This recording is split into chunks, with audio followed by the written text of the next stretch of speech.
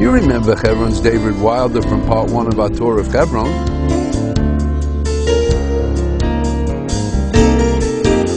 They're standing on a wall here which is 15 feet thick. This wall was built, according to the archaeologists, between 4,500 years ago. We're talking about the days of Noah, flood. That's where we're standing. Right across from us is a second wall which was built 3,700 years ago during the days of Avram and Sarah.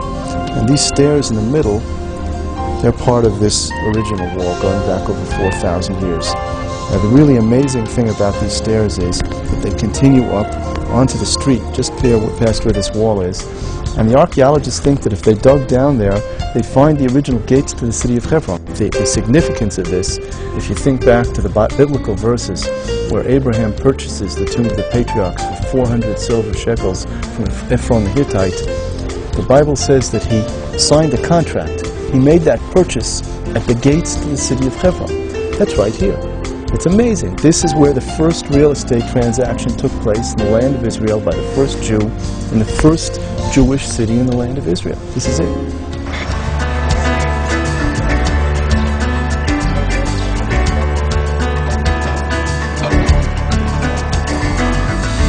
These stone pillars inside here come from a house that was built about 2,700 years ago during the days of King Hezekiah. Now at that time, Hebron was used for storage. They used to store foods here for the army, grains and whatever, in these clay pots. Now the clay vessels had a handle on them, and on the bottom of the handle was a seal. The seal looked like a little beetle, and on the top of it said in ancient Hebrew the word lamelech, to the king, identifying this property of the kingdom.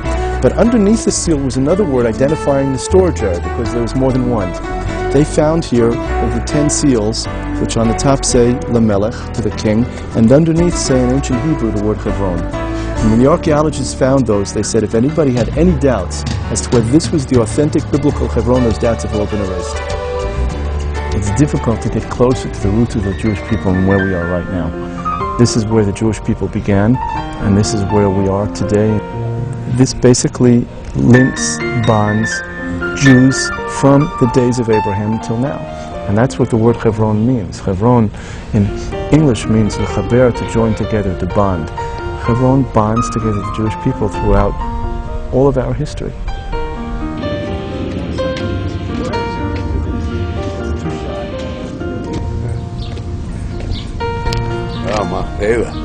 We finally arrived at the heart of Hebron, the tomb of the patriarchs and matriarchs we call in Hebrew Ma'arat HaMachpelah, the caves of Machpelah. This is the site that we read about in the Bible that Abraham purchased to bury his wife Sarah 3,700 years ago. People ask, why did Abraham pay so much money for it? He could have had it for free if Ron wanted to give it to him. It'd be like if today you say to me, here are the keys to a Mercedes, and I say, I don't want to take it, I want to pay you for you. They'd put me in an insane asylum. Abraham knew that if he didn't buy it, then one day somebody was going to say to him, you know, it really doesn't belong to you. We'll let you use it. Your poor wife had just died. That doesn't mean it belongs to you. If you want to make sure you have ownership, you sign a contract, you put money on the table, and it's yours. And he purchased this for the Jewish people for eternity. Now, why Dafka this cave? What was so important about here? It's written in the Zohar Kadosh, the Holy Zohar, that Abraham was the first person alive to ever discover the tombs of Adam and Eve, the first man and the first woman.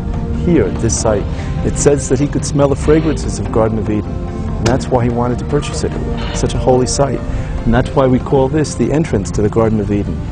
Now this building that we're looking at is 2,000 years old. It was built by Herod, at the same time as he did the work on the Second Temple in Jerusalem. It's a huge structure, and of course, it covers the original caves of Machpelah that Abraham purchased. For 700 years, from the year 1267 until 1967, no Jew, nor any Christian for that matter, was allowed to go inside the structure. We were told that it was a mosque, and only Muslims could pray in a mosque. So Jews, for 700 years, had to stand where this woman is sitting. There were steps that led up to the entrance on the top. There were stairs there. Jews were allowed to go up to the 7th step, and that's as far as they would go. And anybody that tried to go further than that was kicked, spit at, and threatened with death. And that's the way it was. Those stairs have since been destroyed, been blotted out as a disgrace to the Jewish people.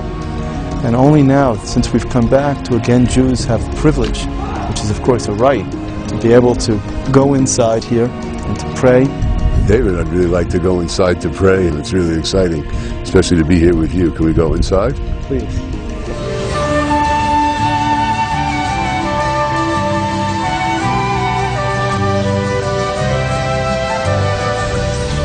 The Jewish people have a long tradition of visiting the graves of their forefathers and mothers. Abraham, Yitzhak, Yaakov, Sarah, Rivka, Rachel, and Leah, the first holy Jews. It was a special and moving experience for me to pray in the cave of the patriarchs once again, in the city of Hebron, where King David ruled Israel for 7 years before he conquered Jerusalem.